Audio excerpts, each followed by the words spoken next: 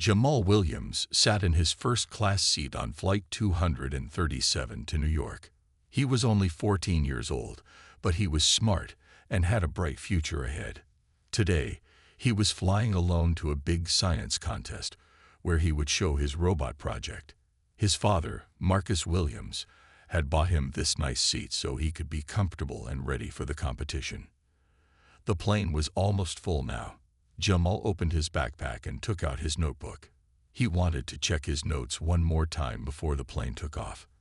His robot could solve math problems and help younger kids learn. Jamal hoped the judges would like it. "Excuse me, young man." Jamal looked up. A flight attendant named Karen White was standing next to his seat. She had blonde hair pulled back tight and wore the blue airline uniform. Behind her stood an older white man in an expensive suit. The man looked angry and kept checking his watch. "Yes?" Jamal asked politely. "There seems to be a mistake with the seating," Karen said with a tight smile that didn't reach her eyes. "We need you to move to the back of the plane. Mr. Thornton here is one of our platinum members. He always sits in first class." Jamal blinked in surprise. He pulled out his ticket from his pocket. "But my ticket says seat 2A. That's this seat." Karen's smile got even tighter. She leaned down closer to Jamal and lowered her voice. "Look, there's been a mix-up. Mr. Thornton is an important businessman who flies with us every week. First class is really for our regular adult passengers." People in nearby seats were starting to look over. Jamal felt his face get hot. He hadn't done anything wrong, but now everyone was staring at him like he had. "My father bought this ticket for me," Jamal said. His voice came out smaller than he wanted. The man behind Karen, Mr. Thornton, stepped forward. "Son, just move to the back. I have important work to do, and I need the extra space." He put his briefcase on Jamal's armrest, as if the matter was already settled. Karen nodded. "The economy section is very nice too. I'm sure you'll be comfortable there." Jamal felt a knot growing in his stomach. This wasn't fair. He looked at his ticket again, making sure he wasn't mistaken. "The ticket says seat 2A, he repeated. "Young man," Karen said, her voice getting firmer, "we need you to cooperate. Mr. Thornton needs to sit here." More people were watching now. An older woman across the aisle frowned at Karen, but didn't say anything. A young couple whispered to each other while looking at Jamal. "May I please use the bathroom first?" Jamal asked. He needed a minute to think. Karen sighed like he was causing trouble. "Make it quick. We need to finish boarding." Jamal walked to the bathroom at the front of the plane. His hands were shaking. Once inside, he locked the door and took several deep breaths like his mom had taught him. Then he pulled out his phone. He didn't want to bother his dad, who was probably in an important meeting, but he didn't know what else to do. He dialed the number. After 3 rings, his father answered. "Jamal, is everything okay with your flight?" "Dad," Jamal said, trying to keep his voice steady. "They're trying to make me give up my seat, even though we paid for it. They want to move me to economy because some businessman wants my seat." There was a pause on the other end. Then Marcus Williams spoke, his voice calm but serious. "Tell me exactly what happened, son." Jamal explained everything. The flight attendant, Mr. Thornton, and how they said first class wasn't for people like him. "Put the flight attendant on the phone," Marcus said. His voice was still calm, but Jamal could hear the steel underneath. "This ends now." Jamal took a deep breath and opened the bathroom door. It was time to go back to his seat, the seat that belonged to him. Jamal walked back to his seat with his phone in his hand. His heart was beating fast, but he felt stronger knowing his dad was on the line.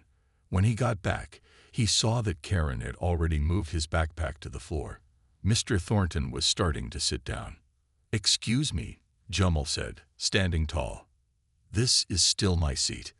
Karen turned around with an annoyed look. "I thought we settled this." "My father would like to speak with you," Jamal said, holding out his phone. Karen rolled her eyes and took the phone. She clearly thought this was just a waste of time. "Hello, this is Flight Attendant Karen White. How can I help you?" Her tone was fake nice, the kind adults use when they're not really listening. Then something changed in her face. Her eyes got wide, and her mouth opened a little. "Mr. Williams, from Global Investment Partners." Her voice was suddenly much higher. People nearby started paying more attention.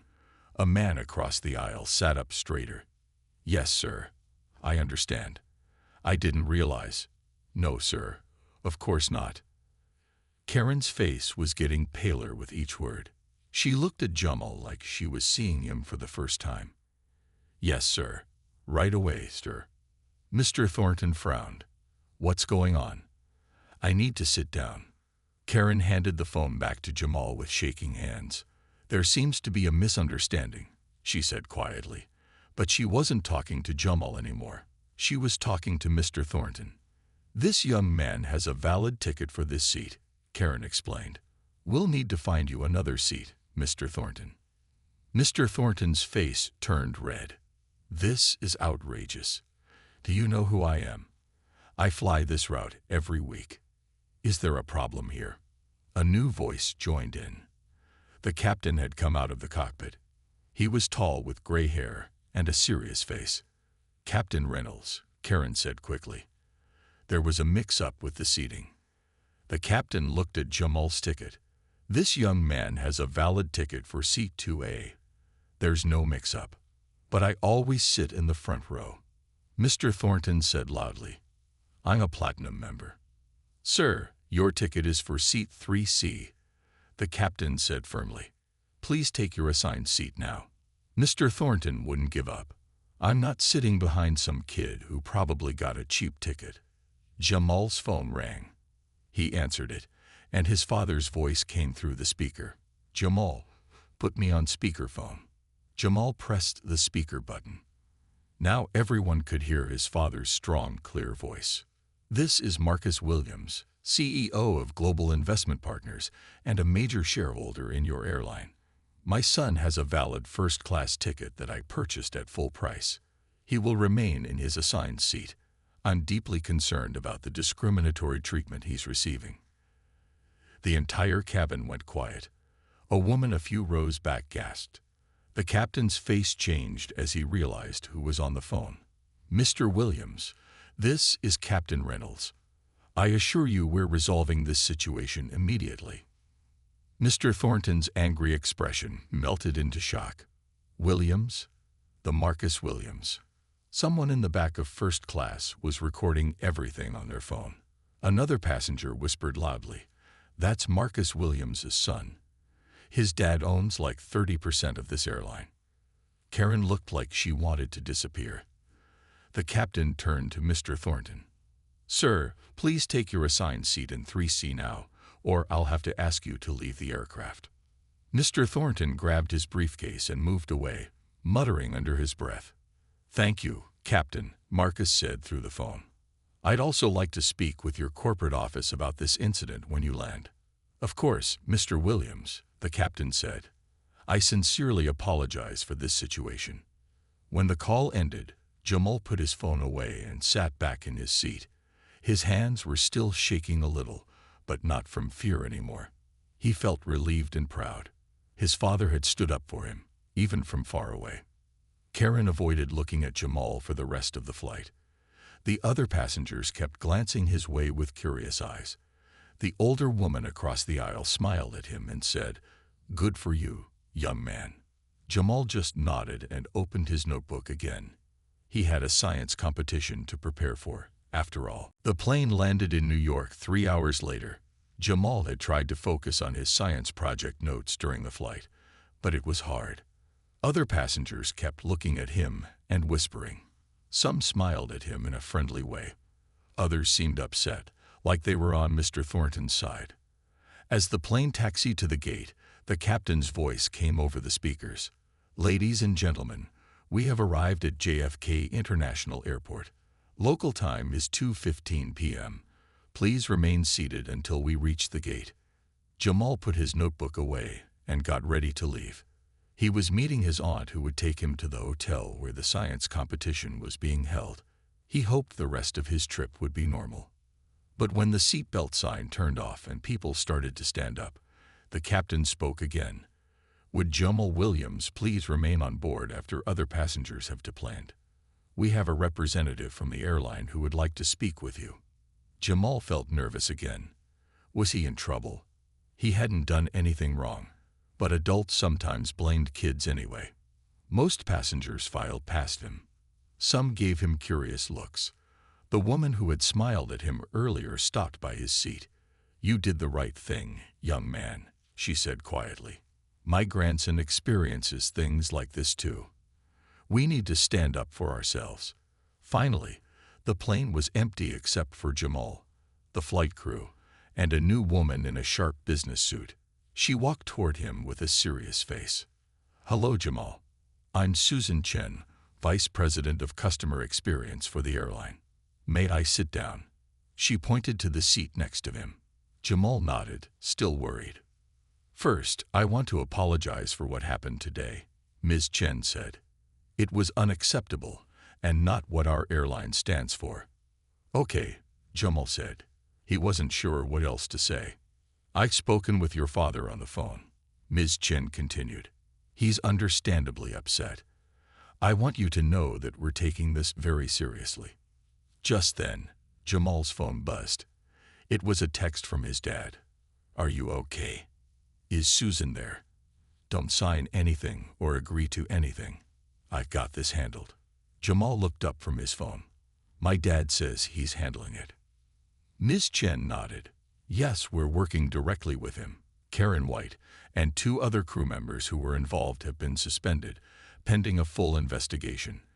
But we wanted to check on you too. How are you feeling?" Jamal thought about it. "I just wanted to fly to my science competition. I didn't want all this attention." "I understand," Ms. Chen said. "Sometimes we face difficult situations that we didn't ask for. You handled it very maturely." As they talked, Jamal noticed a cleaning crew waiting to board the plane. He also saw something else. People outside the plane windows were taking pictures. "Why are people taking pictures?" Jamal asked. Ms. Chen looked uncomfortable. "Someone on the flight posted a video of what happened. It's already getting attention online."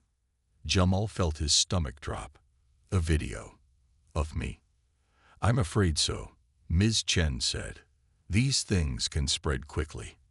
That's partly why I'm here, to make sure you're all right and to assure you that the airline is responding properly." Jamal hadn't thought about that.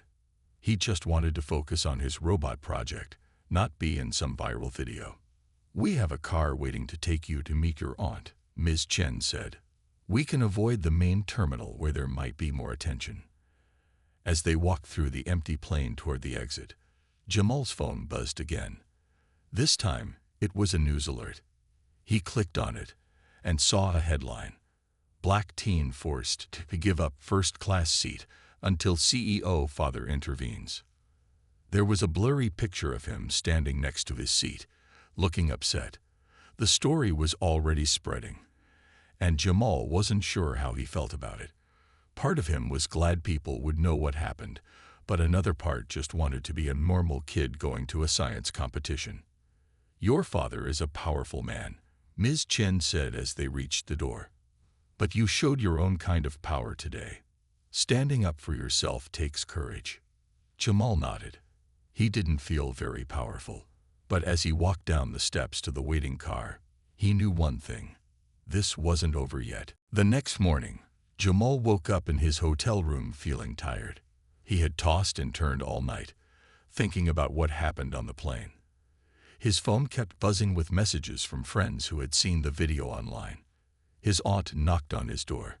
"Jamal, are you awake? Your dad is on the phone. He wants to talk to you." Jamal got up and took the phone. "Hi, Dad." "Good morning, son," Marcus said. His voice sounded strong but tired too. "How are you feeling today?" "Okay, I guess," Jamal said. "But everyone's seen that video. Even kids from school are texting me." "I know it's hard," Marcus said. "This isn't what we wanted for your trip. But something important is happening now, and I need to tell you about it." Jamal sat on the edge of the bed. "What is it?" "The airline CEO called me this morning," Marcus explained. "Karen and the other 2 crew members have been fired, not just suspended. And the airline wants to make a public statement about what happened." "Fired?" Jamal was surprised. He hadn't wanted anyone to lose their jobs. He just wanted to be treated fairly. "Yes," his father said. "But there's more. The airline is using this situation to announce new training for all their staff about treating people fairly, no matter what they look like or how old they are." Jamal thought about this. "So something good might come from what happened to me." "That's right," Marcus said. "Sometimes it takes a bad situation to create good change." The airline CEO asked if we would be okay with them mentioning you in their statement. I said I needed to ask you first. Jamal wasn't sure how he felt about that. What would they say about me? Just that a young passenger was treated unfairly, and that they're sorry and making changes. They wouldn't use your full name, just your first name. While Jamal was thinking, his aunt turned on the TV. A news reporter was already talking about the story. A video showing a black teenager being asked to give up his first-class airline seat has gone viral overnight, the reporter said. The boy's father, later revealed to be Marcus Williams, CEO of Global Investment Partners and a major shareholder in the airline, intervened by phone. "Our sources say 3 airline employees have been fired over the incident." The screen showed a blurry picture of Jamal standing in the plane aisle. His face was partly visible. "They're already talking about it," Jamal said to his father. "I know," Marcus sighed. "This is bigger than we expected. People are angry because they've seen this happen too many times. But now we have a chance to make a difference." Jamal watched as the news show invited guests to talk about the story. One woman said, "This happens to black travelers all the time, but most don't have a father who owns part of the airline. What about all those other cases?" That made Jamal think. He was lucky his dad was important enough to make the airline listen. But what about kids whose parents didn't have that power? "Dad," Jamal said slowly, "I think it's okay if they use my name in their statement. But can we do more? Can we help other kids who get treated unfairly too?" There was a pause on the phone. When Marcus spoke again, his voice was full of pride. "That's exactly what I was thinking, son. I'm already talking to my lawyers about starting a foundation to help people who face discrimination while traveling." For the first time since the incident, Jamal felt good. Maybe all this attention wasn't so bad if it could help others. "The science competition starts in 2 hours, his aunt reminded him. "I need to get ready, Dad," Jamal said. "I still want to win this competition." "Focus on that now," Marcus said. "Do your best with your robot project. We'll handle the rest of this together when you get home." As Jamal got dressed and gathered his project materials, he felt different than before. Yesterday, he was just a kid going to a science competition. Today, he was someone whose experience might help change things for other people. It was a big responsibility, but somehow it made him stand a little taller. Jamal stood on the stage at the science competition with his robot project in front of him. The judges walked around, looking at each student's work. Jamal tried to focus, but he noticed people whispering and pointing at him. "Isn't that the boy from the plane video?" one judge asked another. Jamal took a deep breath and started his presentation anyway. "My robot helps younger students learn math. It can show problems on its screen and give hints when kids get stuck." The head judge, Dr. Taylor, seemed impressed. "What made you create this, Jamal?" "My little cousin struggles with math," Jamal explained. "I wanted to build something that could help her learn at her own speed without feeling embarrassed." As Jamal demonstrated how the robot worked, more people gathered around his table. Some were there for his project, but others just wanted to see the boy from the video.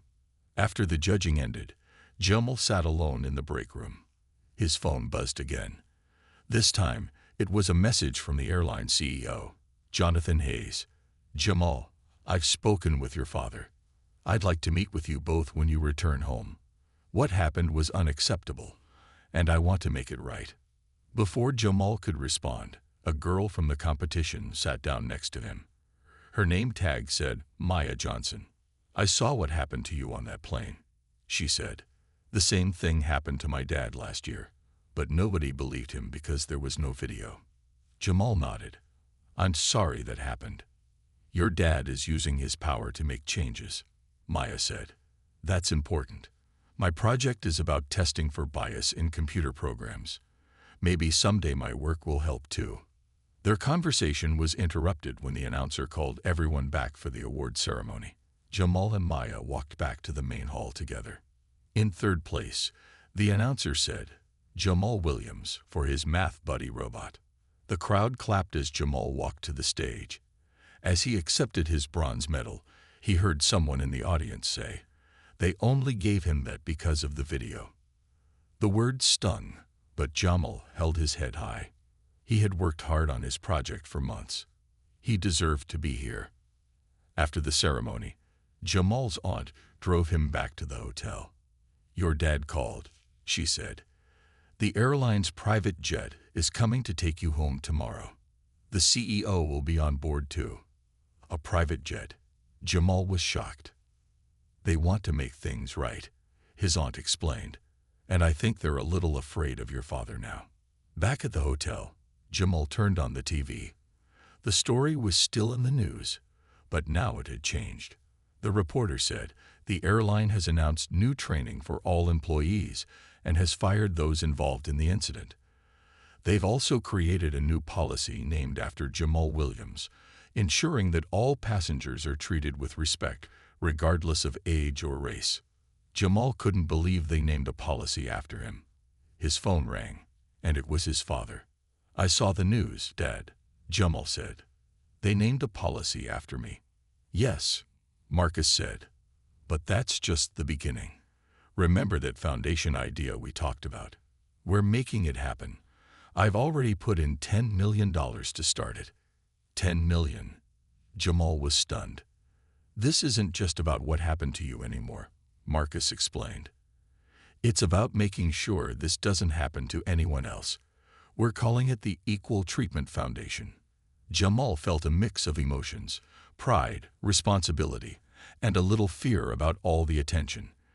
But mostly, he felt hopeful that something good was coming from his bad experience. "When you get home," Marcus continued, "we have a lot of work to do. Are you ready for that?"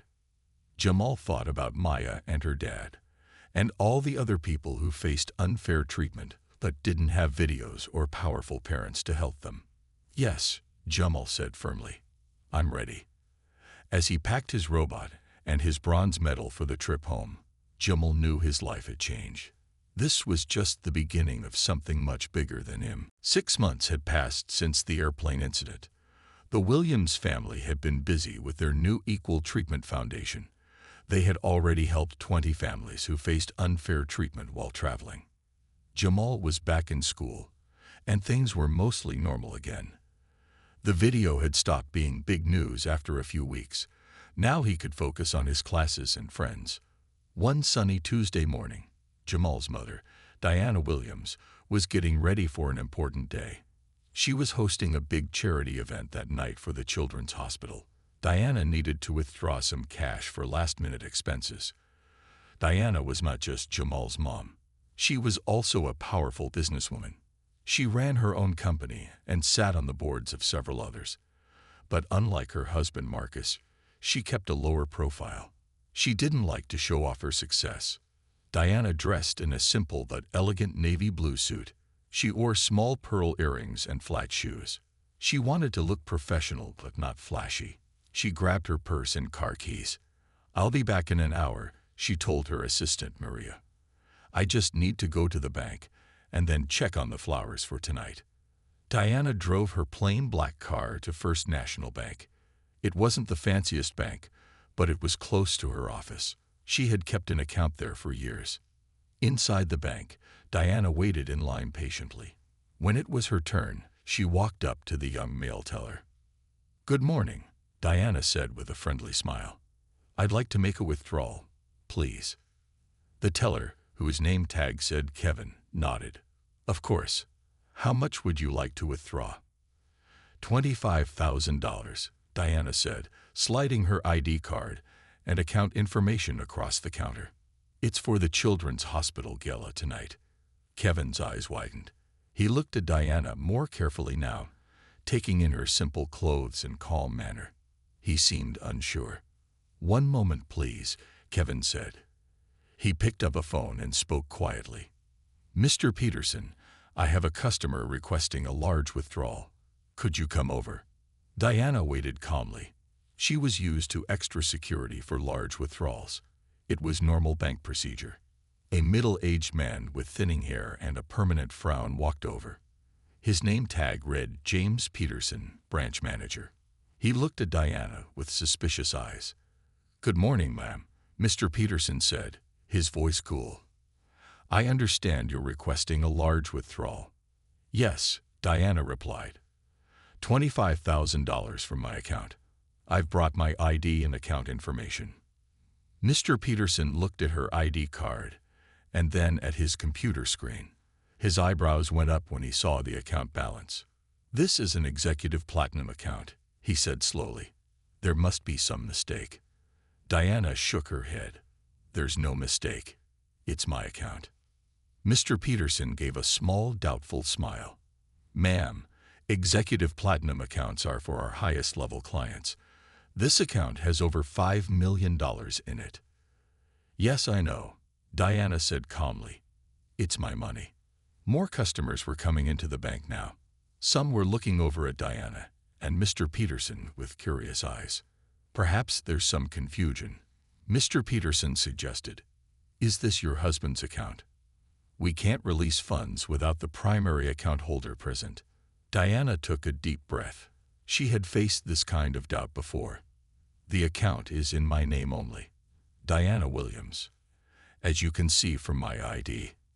Mr. Peterson looked at the ID again and then back at his screen. We need additional verification for such a large withdrawal. Bank policy. What kind of additional verification? Diana asked, her voice still calm, but a little firmer now. Well, Mr. Peterson said, looking uncomfortable, perhaps your husband could come in. These executive accounts usually belong to what? Diana asked. To men. To white people. Which are you suggesting, Mr. Peterson? The bank got quieter. People were definitely watching now. Mr. Peterson's face turned red. I didn't mean. That's not what I. He stopped and tried again. It's just unusual, that's all. What's unusual? Diana asked. That I have money, or that I want to use my own money. A security guard by the door shifted uncomfortably. Other customers were watching now, some with their phones out. Let's discuss this in my office, Mr. Peterson suggested, not wanting a scene. There's nothing to discuss, Diana said firmly. I've been a customer at this bank for 15 years. I have proper ID. I know my account number. I simply need to withdraw money from my own account. Mr. Peterson looked around at the watching customers. Bank policy requires extra steps for large withdrawals. I need to protect the bank. From what? Diana asked. From me using my own money. An older woman in line nodded her head, as if agreeing with Diana. If you can't provide additional verification, I cannot approve this withdrawal, Mr. Peterson said, standing straighter. Perhaps you could return with someone else on the account. There is no one else on the account, Diana repeated. It's my account alone. Diana reached into her purse and pulled out her phone. She remained calm and controlled. Very well, Mr. Peterson. If that's your final answer, I need to make a call. She dialed a number and waited. Mr. Peterson crossed his arms, thinking he had won. The young teller, Kevin, looked worried. Hello, this is Diana Williams, she said when someone answered. Yes, I'm at your First Avenue branch. The manager is refusing to process my withdrawal. Yes, I've provided all identification. I'll wait. Diana ended the call and looked at her watch. 3 minutes, she said. Mr. Peterson frowned. Who did you just call? You'll see, Diana replied calmly. She stepped aside to let other customers be served, but Kevin seemed too nervous to help anyone else. Exactly 3 minutes later, the front door of the bank burst open. A tall man in an expensive suit rushed in, looking worried. His name tag read Richard Blackwell, Regional Director. Mrs. Williams, he called, hurrying over. I came as soon as I got the call. Is everything all right? Mr. Peterson's mouth fell open. Mr. Blackwell, what are you doing here? The regional director turned to Mr. Peterson with an angry look. What's going on here, Peterson? Why is Mrs. Williams having trouble withdrawing her own money? I was just following security protocols, Mr. Peterson explained. Large withdrawals require additional verification. Do you know who this is? Mr. Blackwell asked, his voice rising. A customer with an executive account, Mr. Peterson said, looking confused. This is Diana Williams, Mr. Blackwell explained. CEO of Williams Enterprises and chairwoman of the board for First National's parent company. The bank fell completely silent. Everyone was staring now. Mr. Peterson's face turned white. Chairwoman of the... he stammered. But she... I thought... You thought what? Mr. Blackwell demanded. Mr. Peterson couldn't answer. He just stared at Diana with new eyes. Mrs. Williams, I sincerely apologize for this situation, Mr. Blackwell said, turning to Diana. Peterson is new to this branch. He clearly hasn't been properly trained. It seems that way, Diana agreed. Now about my withdrawal for the Children's Hospital Gala that your bank is sponsoring tonight. Of course, Mr. Blackwell said. I'll handle it personally. He went behind the counter and began processing her withdrawal himself. Mr. Peterson stood frozen, not knowing what to do. A young black woman waiting in line smiled at Diana and gave her a small thumbs up. Diana nodded back. As Mr. Blackwell counted out her cash, Diana noticed several customers still recording with their phones. This would probably end up online, just like what happened to Jamal. She sighed quietly. She hadn't wanted attention. She just wanted to be treated fairly. Here you are, Mrs. Williams, Mr. Blackwell said, handing her an envelope. And again, my deepest apologies. Thank you, Diana said. Then she looked directly at Mr. Peterson. I expect this won't happen to anyone else in the future. Not everyone can call the regional director when they're treated unfairly. Mr. Peterson could only nod, his career flashing before his eyes. Diana left the bank with her head held high. As she walked to her car, her phone rang. It was Marcus. Diana, how was your bank visit? He asked. Not great, Diana said. I had trouble withdrawing my own money until Richard Blackwell showed up. What? Marcus sounded angry. They gave you trouble about your account. At your own bank. The branch manager didn't believe the account was mine. Diana explained as she got into her car. He kept suggesting I bring you in to approve it. Marcus was quiet for a moment, just like what happened to Jamal on that plane. Yes, Diana agreed. Different place, same problem. People look at us and make wrong choices about who we are. Is it already online? Marcus asked. Diana checked her phone notifications. Yes, someone posted a video called Bank Manager Shocked When Black Woman is Actually the CEO. It's getting shares already. Are you okay? Marcus asked softly. I'm fine, Diana said. But I'm thinking about our foundation. We focused on travel discrimination after what happened to Jamal. Maybe we need to think bigger. When Diana got home that afternoon, Jamal was back from school. He ran to meet her at the door. Mom, I saw the video from the bank, he said. It's all over social media, just like what happened to me. I know, honey, Diana said, hugging him. Sometimes the world doesn't see us clearly. But you showed them, Jamal said proudly, just like we did with the airline. Diana smiled at her son. The difference is that we can make people listen because of our position. Your father owns part of that airline. I'm on the board of that bank. But what about people who don't have that power? Jamal thought about this. That's why we started the foundation, right? Yes, Diana nodded. And now I think we need to expand it. Later that evening, Diana was getting ready for the Children's Hospital Gala. She wore a beautiful blue dress and pearl jewelry. As she put on her earrings, her assistant Maria came in. "Mrs. Williams, there's a call for you from Mr. Blackwell at the bank," Maria said. Diana took the call. "Hello, Richard. Mrs. Williams, I wanted to update you before you hear it elsewhere," Mr. Blackwell said. "James Peterson has been fired, effective immediately." "That was fast," Diana commented. "The video is spreading quickly," Mr. Blackwell explained. "The bank's reputation is at stake." The CEO called an emergency meeting of senior management. Diana thought for a moment. Firing one person doesn't fix the real problem. "What do you mean?" Mr. Blackwell asked. "The problem isn't just one manager," Diana explained. "It's how people think. It's the assumptions they make when they see someone who doesn't fit their idea of wealth or power." "What would you suggest?" Mr. Blackwell sounded nervous. "I'll bring it up at the next board meeting," Diana said.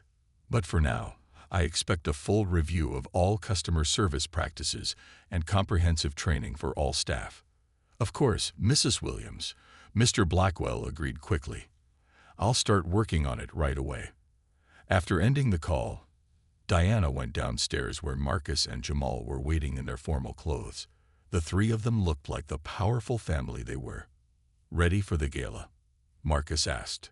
"Almost," Diana said. "But I've been thinking. Tonight's event is the perfect place to announce the expansion of our foundation." "What do you have in mind?" Marcus asked. "The Equal Treatment Foundation shouldn't just focus on travel," Diana explained. "We need to address discrimination in banking, housing, education, everywhere it happens." Jamal nodded enthusiastically. "We can help more people that way." "It will be a lot of work," Marcus said. "But I think you're right. We have the resources and the platform to make real change." Diana looked at her husband and son with pride. Their family had faced unfair treatment, but instead of just being angry, they were building something important. "Let's go change the world," she said. And together, they walked out the door. The Children's Hospital Gala was held in a beautiful hotel ballroom. Flowers and soft lights made everything look magical. 500 people in fancy clothes filled the room. They were all rich and important people who had come to support the hospital. Diana, Marcus, and Jamal Williams stood near the stage. They looked like the powerful family they were. Many people came to greet them and shake their hands. "Mrs. Williams, we're so glad you organized this event," said Dr. Chen, the hospital director. "The children's wing needed these donations." Diana smiled. "It's my pleasure to help." Marcus checked his watch. "Almost time for your speech, dear." Diana nodded. She felt nervous, but not about speaking to the crowd. She was used to that. She was nervous about announcing the big change to their foundation. It would mean a lot more work and attention. "Mom, look," Jamal whispered, pointing across the room.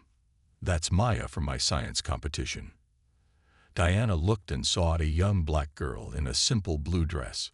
She stood with her parents, who looked uncomfortable among the wealthy guests. "Let's say hello," Diana suggested. They walked over to Maya's family. The girl's eyes went wide when she saw Jamal. "Hi, Maya," Jamal said. "These are my parents." "Hello," Maya said shyly. "These are my parents, Dr. Johnson and Mrs. Johnson." Dr. Johnson stepped forward. "It's an honor to meet you all. I'm a doctor at Children's Hospital. We don't usually attend these galas, but Maya was invited because of her science project." Maya's mother added, "Your foundation helped us last year after that airline incident. We can't thank you enough." Diana and Marcus exchanged surprised looks. "You're the family who was moved to the back of the plane?" Marcus asked. Maya mentioned it to Jamal at the science competition. Dr. Johnson nodded. "Yes, the airline wouldn't listen until your foundation stepped in. It made a huge difference for us. Before they could talk more, the event host tapped the microphone. Ladies and gentlemen, please welcome our host for tonight, Mrs. Diana Williams. Diana squeezed Maya's hand. We'll talk more later. As Diana walked to the stage, she felt even more certain about their new plan. Meeting Maya's family had shown her that their work really mattered. Good evening, Diana began. Thank you all for supporting Children's Hospital tonight. Your donations will help many young patients. She paused, looking at Marcus and Jamal for support. They both nodded encouragingly. Tonight, I want to share something personal, Diana continued. Many of you may have seen a video today from First National Bank. Yes, that was me. The room got very quiet. People leaned forward to listen. 6 months ago, my son Jamal faced discrimination on an airplane. Today, I faced it at a bank. Both times, we were able to fix the situation because of our positions of power, but most people don't have that advantage. Diana looked at Maya's family in the crowd. That's why tonight, we're announcing the expansion of the Equal Treatment Foundation. We began by focusing on travel discrimination. Now we will address unfair treatment in banking, housing, education, healthcare, and employment. People began to applaud. Some stood up to show their support. With an additional $20 million in funding, Diana announced, we will provide legal help, training programs, and support for those facing discrimination. We will also work with companies to improve their practices. The applause grew louder. Cameras flashed as reporters took pictures. After the speech, many people came to offer support. Bank presidents, hospital directors, and business owners all wanted to work with the foundation. Later that night, the Williams family drove home together. You were amazing, Mom, Jamal said from the back seat. Thank you, honey, Diana smiled. How does it feel to see our foundation growing? Jamal thought for a moment. It feels like we're turning bad experiences into something good. Marcus nodded proudly. That's exactly what we're doing. When they got home, Diana checked the news on her phone. Both videos, Jamal's from the plane and hers from the bank, were being shown together on national news. The reporter was talking about the Williams family and their foundation. The Williams family has shown that when faced with discrimination, fighting back is important, the reporter said. But creating lasting change is even more powerful. Diana turned off her phone and looked at her husband and son. They had never planned to become symbols in the fight against discrimination. They had just wanted to be treated fairly. But now they had a chance to help others, and that made everything worthwhile. We can't fix all the world's problems, Diana said to her family, but we can fix some of them, and that's a good place to start. Marcus put his arm around her. One step at a time. Jamal smiled. One person at a time. Together, they were making a difference, and that was the best ending to their story.